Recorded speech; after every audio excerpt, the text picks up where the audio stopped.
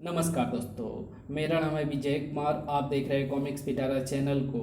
तो चलिए दोस्तों, राज कॉमिक्स में नारी शक्ति की प्रतीक शक्ति की इस शानदार कॉमिक्स को शुरू करते हैं, जिसका नाम है पंचभूत। और ये कॉमिक्स लड़ाई कॉमिक्स की अगली कॉमिक्स है। तो जिन्होंने इसके पहले पार्ट को नहीं पढ़ा है वो प्लीज़ हमारे चैनल पर विजिट करें। वहाँ पर आपको शक्ति कॉमिक्स का प्लेलिस्ट मिल जाएगा, उस पर क्लिक कर आप इसके पहले भाग को पढ़ सकते हैं। तो चलिए इसकी शानदार स्टोरी को शुरू करते हैं। तो आप देख सकते हैं इसका कवर पृष्ठ जो कि कुछ इस तरह का है।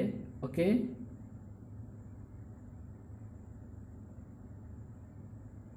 अग्नि, जल, वायु, धरती और आकाश। इंसान का शरीर इन पंच तत्वों से मिलकर बना है और आज ये पंच तत्व तेरा रास्ता रोक कर खड़े हैं शक्ति।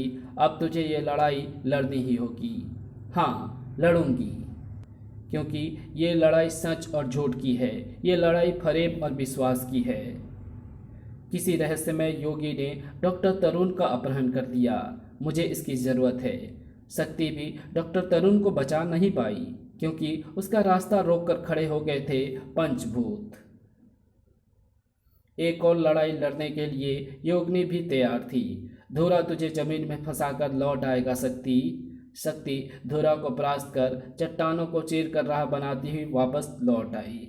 धुरा की असफलता से निराश नहीं हुई थी योगिनी। शक्ति पर उसने अग्नि तत्व का प्रयोग किया, मगर शक्ति उसे लेकर समुद्र में उतर गई। ग्लुप। लेकिन जहां अग्नि और शक्ति की धुआंधार लड़ाई चल रही थी, वहां उस लड़ाई के फोटोग्राफ्स लेती ममता को दिखी वो चीज। ये तो मैं इसे लाखों की भीड़ में भी पहचान सकती हूँ, मगर ये यहाँ, उफ, ओह नो। इतना सब आपने पढ़ा शक्ति के रोमांचक कॉमिक लड़ाई में। अब आगे की कहानी प्रस्तुत कॉमिक में पढ़ें। ममता ने एक झटके से हाथ आगे बढ़ाकर उस चीज को उठाया और फिर फौरन ही छोड़ दिया। उफ, ये तो बहुत गर्म है। मुझे हैरानी है कि ये चीज़ मुझे यहाँ क्यों मिली। यहाँ पुलिस आ चुकी है। मुझे फौरन चंदा भाभी से मिलना पड़ेगा। वूं वूं वूं। चंदा तो अभी वहाँ से सैकड़ों मील दूर थी, मुंबई के समुद्र में शक्ति के रूप में। यहाँ तेरी अग्नि का कोई वार नहीं चलेगा। मुझे इस पूरे समुद्र की सैर करवानी पड़ेगी, क्योंकि इसके एक जगह पर रहने से पानी खोलने लगता है और अब इसने मेरी कैद से छूटने के लिए हाथ पांव चलाने बंद कर दिए हैं। यानी ये निष्क्रिय हो रहा है। इसका सारा ताप समुद्र के पानी में ठंडा हो चुका है और ताप ही इसकी ताकत है। ग्लुप। अब मैं इसे समुद्र तल में जाने के लिए छोड़ सकती हूँ। फिलहाल मेरा पीछा इससे छूट चुका है। ममता को अग्नि के चंगुल से छुड़ाकर मैंने अपना दायित्व तो पूरा कर दिया है। शक्ति ये दृश्य नहीं देख पाई थी कि उस विचित्र जलाकृति ने भी अग्नि को किनारे पर पहुंचाकर अपना दायित्व तो पूरा कर दिया था।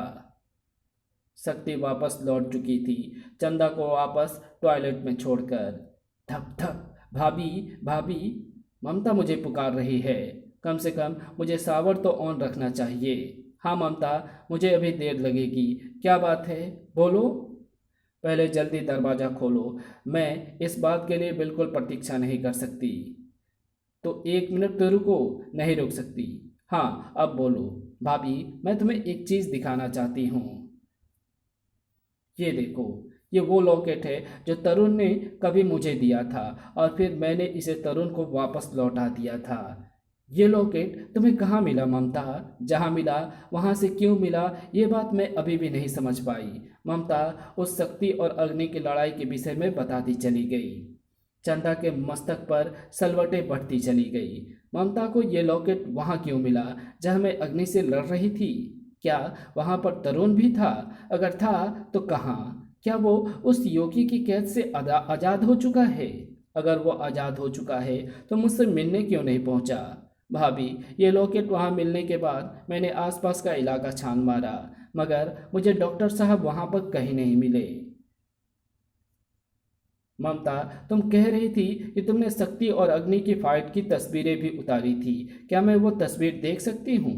हाँ, वो तस्वीर तो मैंने खींची है, मगर उन्हें डेवलप और प्रिंट करने में थोड़ा समय लगेगा।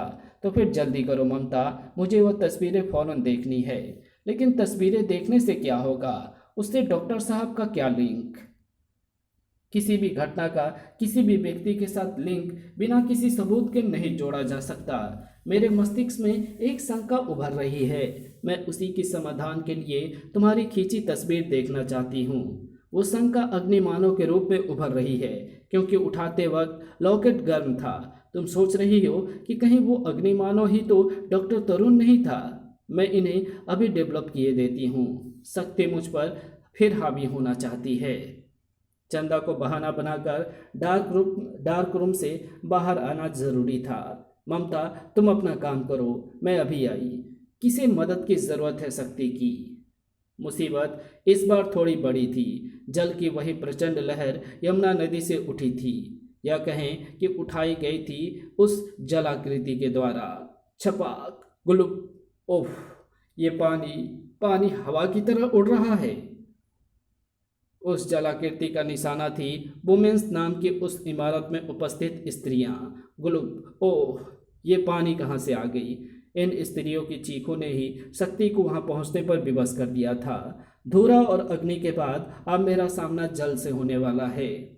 जल शक्ति को देखने के बाद मुझे यकीन होने लगा है कि योगिनी मुझ पर बारी बारी से पंचभूतों का आक्रमण कर रही है। लेकिन पंचभूत पैदा करने के लिए एक जीवित प्राणी का होना जरूरी है। वो जीवित प्राणी कहीं तरुण ही तो नहीं था, लेकिन उसे तो एक योगी ले गया था। क्या उसे योगिनी ने भेजा था? पर मुझे इसकी सूरत में कहीं भी तरुण के होने का आभास नहीं हो रहा है। उफ, लेकिन इस पर भी प्रहार करते वक्त मेरा हृदय क्यों धड़क उठा? अगर ये पंचभूत तरुण के नहीं हैं, तो फिर ममता को तरुण का वो गर्म लॉकेट उस जगह से क्यों मिला जहां मेरा और अग्नि का मुकाबला हुआ था? पहले धूरा, फिर अग्नि, और अब जल तत्वों पर वार करते समय मेरे हाथ क्यों कांप गए? इन सब प्रश्नों के उत्तर ढूंढने जरूरी हैं, लेकिन पहले जल को इस कक्ष से बाहर ले जाना होगा। अगर मैं बाहर जाऊंगी तो ये जरूर मेरा पीछा करता हुआ बाहर आएगा, क्योंकि फिलहाल इसका निशाना मैं हूं। शक्ति के पांव सड़क पर आकर पड़े ही थे कि वो पूरी की पूरी जल से नहा गई। ग्लुप, ये मुझे जल की शक्ति से परास्त या खत्म करने की कोशिश करेगा। ओह, इसने मुझे आइस क्यूब में जमा दिया है। इस आइस क्यूब को तोड़ने के लिए मुझे अपनी हथेली से प्रकट करना होगा त्रिशूल। कर। अभी भी मेरा शरीर इस आइस क्यूब में फंसा हुआ है, जिसे पिघलाने के लिए मुझे अपनी तीसरी आंख की प्रचंड उष्मा का प्रयोग करना ज़रूरी हो गया है। अन्यथा ये आइस क्यूब मेरे लहू को नसों में ही जमा देगा। कर। जल तत्व मेरे शरीर से अपना कब्जा छोड़ रहा है, और अब ये अपना बहाव बढ़ाकर मुझे लहरों में बहाकर ले जाने की चेष्टा कर रहा है। उफ, धड़ाक। शक्ति धम से नीचे आ गिरी। ये कच्ची जमीन है, पर ये क्या? छप, ग्लुप। कच्ची जमीन की मिट्टी में मुझे लुढ़कते हुए ये दलदल बना रहा है, क्योंकि इसके तीव्र बहाव के साथ मिट्टी भी बहती जा रही है। ग्लुप, ये मुझे दलदल में फंसाकर मारना चाहता है। इसकी पानी की शक्तियाँ तभी तक कायम है जब तक इसका अस्तित्व कायम है। पानी को किस प्रकार नष्ट किया जा सकता है? वाष्पीकरण से, और इसके वाष्पीकरण के लिए मेरे प्रकाश की गति एक अचूक हथियार है। मैं जैसे जैसे आकाश की ओर तीव्र गति से उड़ान भरूंगी, दलदल में मौजूद जल कणों का वाष्पीकरण होता जाएगा और वे भाप में बदलते चले जाएंगे। यानी जलाकृति 1 सेकंड से भी कम समय में अपना अस्तित्व खो देगी। अब मेरे शरीर पर सूख चुकी मिट्टी का लेप चढ़ा रह गया है, जो उसी गति से पृथ्वी की ओर लौटते वक्त रेत की तरह मेरे शरीर से झड़ जाएगा। लेकिन ये क्या? वायु बढ़ती जा रही है। मैं अपनी गति कम कर चुकी हूँ, लेकिन फिर भी वायु कम नहीं हुई है। गति रोकने के बाद भी वायु नहीं रुक रही। ये कुछ और गड़बड़ शुरू हो चुकी है। ये साधारण वायु नहीं है। वरुस, शक्ति इस बात को समझ रही थी, मगर योग नहीं जानती थी। योग विद्या का प्रयोग करके देख रही थी वो उस दृश्य को। हाँ, ये साधारण वायु नहीं है, ये वायु तत्व है, जो जल तत्व के पश्चात तुझे मौत के मुंह में पहुँचाने आया है। शक्ति शक्ति जानती थी कि वायु के शक्तिशाली थपेड़े उसे कागज की तरह उठाकर फेंक सकते हैं। इसने मुझे तीव्र रफ्तार से दौड़ते आते ट्रक के आगे उछाल दिया है। धाड़। मुझे यहाँ से हटने के लिए चाहिए केवल एक क्षण, लेकिन वायु तत्व भी हमले के लिए तैयार बैठा है। वरुण। धाड़। पैर की चोट से लड़खड़ाई शक्ति उठ भी नहीं पाई थी कि उफ, वायु के अंधड़ रूप ने वो चिमनी मुझ पर गिरा दी। धड़। वायु की शक्ति को सारी दुनिया मानती है। इसकी चपेट में जो भी आ रहा है, ये उसी को शस्त्र बनाकर मुझ पर प्रहार कर रहा है। धड़ धड़। इसने फिर मुझे उठाकर दूर उछाल दिया है। उफ, वायु शक्ति से कैसे निपट सकती हूँ मैं? ये तो पूरे शहर को खंडहर बना देगा। स्टेडियम में चल रहे क्रिकेट मैच में व्यवधान पड़ चुका था। धम। वायु तत्व की शक्ति का नज़ारा देखकर इस बार पूरे स्टेडियम में भगदड़ मच गई। फ्लड लाइट उस बवंडर की चपेट में आकर टूट गई है। फ्लड लाइट का विशाल बेस पिलर जहां भी गिरेगा जान माल की भारी तबाही मचा देगा। मुझे उसे गिरने से रोकना होगा।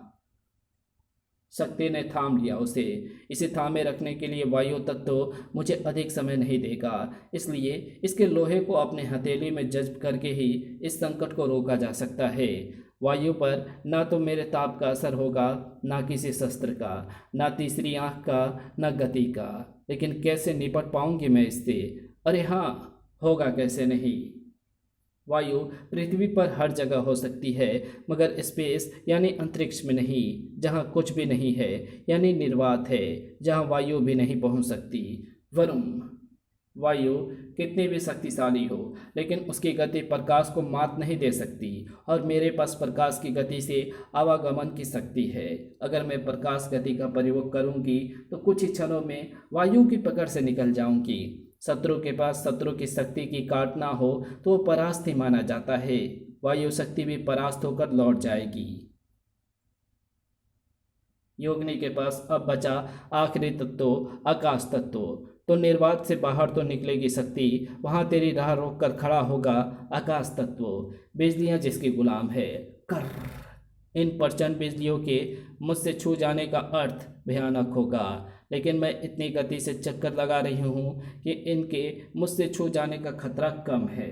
इसलिए आकाश अब एक विशाल उल्का पिंड धकेलता हुआ मेरी ओर ला रहा है।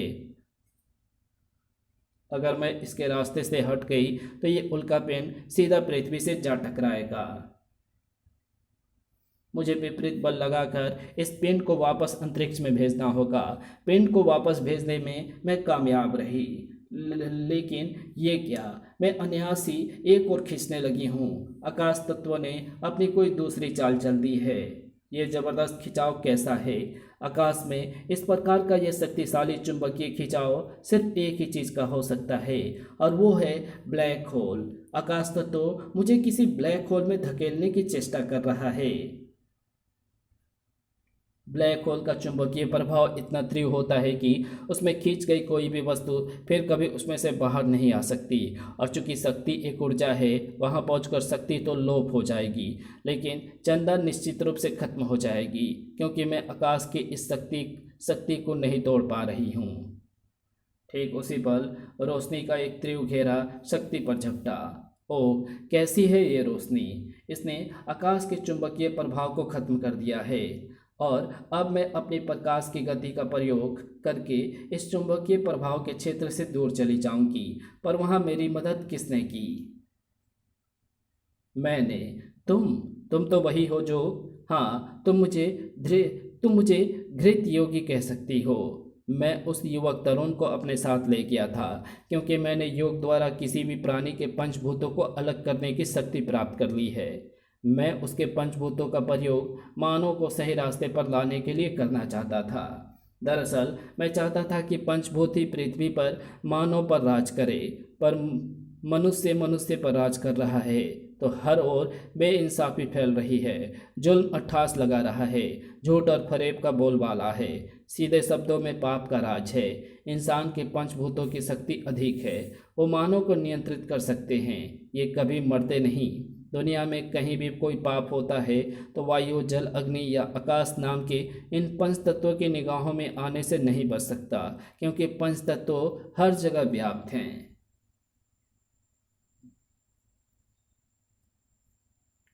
इनकी निगाहों में रहने के कारण कोई भी पापी इनसे सजा पाए बिना नहीं रह सकेगा। और ये डर जब सारी दुनिया में व्याप्त हो जाएगा तो पाप का नाश हो जाएगा। मैंने डॉक्टर तरुण को पंचभूतों को अलग कर दिया। दंडभूत से निकली पवित्र किरणें तुम्हें नियंत्रित करेंगी। पंचभूतों को अलग करने की विधि से जो पवित्र मंत्र गूंजे और दिव्य हवा फैली तो उसने उसी स्थान पर मेरी योग शक्ति से कैद योगिनी को बंधन मुक्त कर दिया, जिसका मुझे भी पता न चला। और जब तक मुझे पता चला तब तक देर हो चुकी थी। इसी दंडभूत की ताकत से तूने इस युवक के पंचभूतों को अलग किया है ना बुढ़े।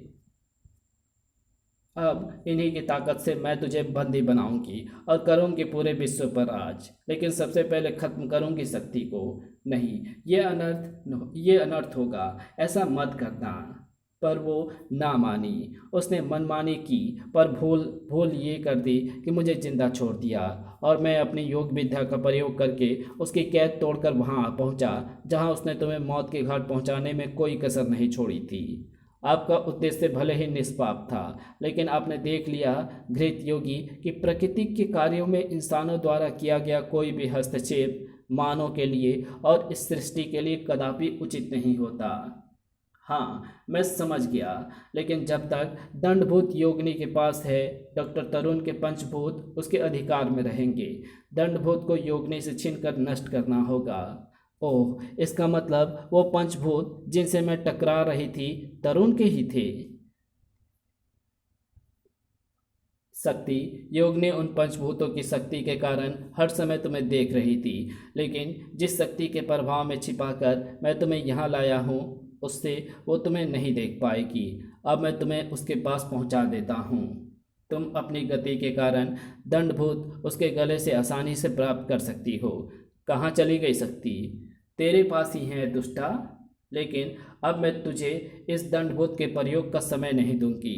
कड़ाक नहीं, दंडभूत को नष्ट कर दो शक्ति। कर। दंडभूत के नष्ट होते ही ओह, पंचभूत मानव के अस्तित्व में लौट रहे हैं और ये तरुण ही है। इसे इसके निवास स्थान पर पहुंचा दो शक्ति। योगिनी से मैं निपट लूंगा। शक्ति तरुण को उठा ले आई। तरुण को सही सलामत देखकर मेरे दिल को बहुत राहत पहुंची है। योगी योगिनी की ओर घूम चुका था। दुष्टा, इस बार मैं तुझे ऐसी कैद में रखूंगा कि तू उससे कभी नहीं निकल पाएगी। अब तो मुझे बांध नहीं पाएगा घृत योगी, क्योंकि मैंने अपने शरीर पर योग अवरोध खड़ा कर रखा है। ये देख, मैं चली। उफ, पहले मैं उस चंदा को खत्म करना चाहती थी जिस पर शक्ति आती है, लेकिन अगर मैं ऐसा कर देती तो चंदा तो मर जाती, लेकिन शक्ति बच जाती और मुझे बदला शक्ति से ही लेना था। इसलिए मैंने शक्ति पर ही हमले किए। मगर अब मैं ऐसी गलती दोबारा नहीं करूंगी। इस बार मरेगी चंदा।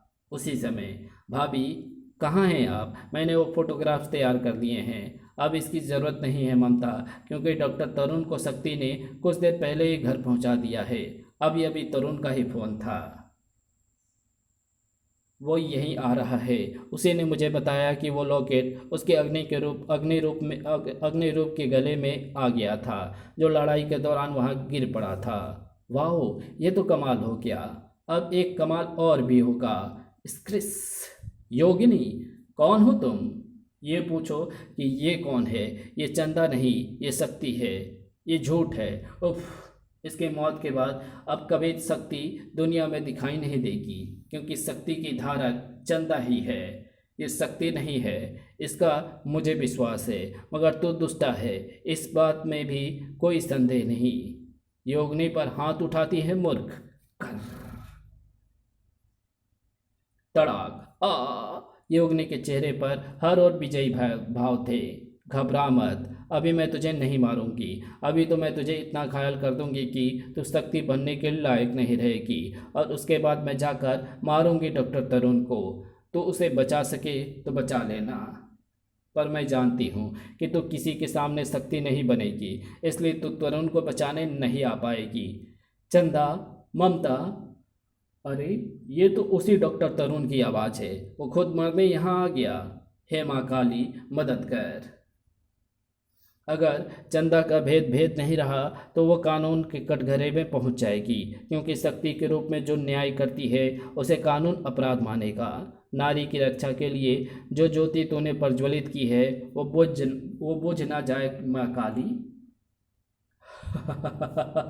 चंदा बन सकती, चंदा बन सकती, चंदा बन सकती, देख, वरना ये मारा जाएगा। चंदा शक्ति, ये तू क्या कह रही है दुष्टा? कौन है तू? आह! भाभी शक्ति नहीं है, तुझे धोखा हुआ है दुष्टा।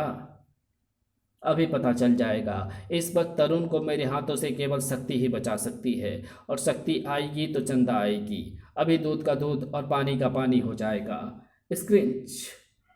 मगर हैरान रह गई योगिनी। शक्ति आ गई है योगिनी। अब चंदा के रूप में जिस नारी पर तूने अभियोग लगाया है उस अभियोग को मिटाने आई है शक्ति, और तेरे जैसी दुष्टा को दंड देने आई है शक्ति। और देख, चंदा के रहते ही आई है शक्ति। नहीं, ये नहीं हो सकता। शक्ति तो चंदा है। बस अब इसे मुझे सौंप दो शक्ति। अब ये दुष्टा और ज़्यादा उत्पात नहीं मचा पाएगी। धृत योगी उस पिंजड़े को ले गया। इसी के साथ साथ गायब हो गई शक्ति। और ममता, चंदा, तुम ठीक तो हो ना? मैं ठीक हूँ, मगर भाभी को अधिक चोट लगी है डॉक्टर साहब। कुछ नहीं होगा इसे, मैं कुछ नहीं होने दूंगा इसे। और तरुण के रहते चंदा को भला हो भी क्या सकता था? उसके प्यार की ताकत उसके घाव का मरहम बन गई थी। अब तुम बहुत जल्दी अच्छी हो जाओगी चंदा। मेरे ख्याल में अब भाभी को आराम की ज़रूरत है। तरुण और ममता के जाने के बाद मेरी जिज्ञासा दूर करो माँ काली। शक्ति की धारक तो मैं हूँ, तो मेरे बिना कैसे आ गई? चंदा को माँ काली के दिव्य दर्शन हुए। चंदा पुत्री, तुम्हारे अस्तित्व का प्रश्न था, तुम्हारा भेद खुल रहा था, पर यह भी सत्य है कि तुम ही शक्ति की धारक हो, और मैं तुम पर ही आई थी। हाँ चंदा, योगिनी ने तुम्हें घायल कर दिया था। उसके त्रिशूल पर तुम्हारे खाल के अंश फंसे रह गए थे, जिसमें थी जीवित कोशिकाएं। मैं तुम्हारी उन्हीं जीवित कोशिकाओं की धारक बनकर आई थी। निर्भय रहो, तूने मेरी लाज रख ली शक्ति। चंदा निश्चिंत हो चुकी थी। इसी के साथ ये कहानी यहीं समाप्त होती है। तो आपको ये वीडियो कैसी लगी? अगर आपको ये वीडियो अच्छी लगी हो तो इस वीडियो को लाइक शेयर कमेंट ज़रूर कर देना। चैनल पर नए हो तो चैनल को सब्सक्राइब कर ऑल नोटिफिकेशन को सिलेक्ट ज़रूर कर देना। तो चलिए इसके कुछ एडवर्टाइजिंग को देख लेते हैं। मेरी स्पीड आज मेरे कंट्रोल में नहीं है। अगले ही पल मैं सूर्य से टकराकर भस्म हो जाऊंगी। आज बन गई है स्पीड मेरी दुश्मन। आज कोबी के हिस्से में आया है जंगल के देवता का ताज, और भेड़िया के हिस्से में आए हैं कांटे। राज कॉमिक्स में कोबी और भेड़िया का रोमांचक कॉमिक विशेषांक। भूतकाल का एक महाबली भोकाल, वर्तमान के महाबली कोबी और भेड़िया। एक तलवार का धनी, एक गधा का धनी। तो एक के पास है ताकत बेशुमार, और इनसे एक साथ ही टकराने आई है तंत्र शक्ति की मलिका माया। अब भूत एवं वर्तमान के महाबलियों को तोड़ कर रख देगा माया का जादू। राज कॉमिक्स के इतिहास में पहली बार भोकाल का कोबी और भेड़िया से रोमांचक मुकाबला। उफ, नागराज की विस्फुंकार पूरी पृथ्वी के वातावरण को विषैला कर रही है। इसको तो सिर्फ इसका आधा हिस्सा यानी दूसरा नागराज ही रोक सकता है, और वो दूसरा नागराज पाताल नगरी में बंदी है। उसको छुड़ाने कोई नहीं आ सकता, क्योंकि पाताल नगरी में घुसते ही हर देव या मानव राक्षस बन जाएगा। अब किसी के रोके नहीं रुकेगा मानवता का दुश्मन नागराज। मानवता का दुश्मन नागराज, जिसे रोक सकता है सिर्फ नागराज। राज कॉमिक्स में नागराज और ध्रुव का एक डबल एक्शन कॉमिक विशेषांक। पूरी कोशिश कर ली, ये नहीं सुधरेंगे। मर रहा है बॉम्बे, बॉम्बे डाइंग। राज कॉमिक्स में रात के रक्षक डोगा का रोमांचक कॉमिक विशेषांक। डमरू, ये देखो हमारी पुरानी एल्बम। पुराने फोटो देखने में तो बहुत मज़ा आएगा। चल हन्नू, दोनों मिलकर फोटो देखते हैं। पहले मैं देखूंगा।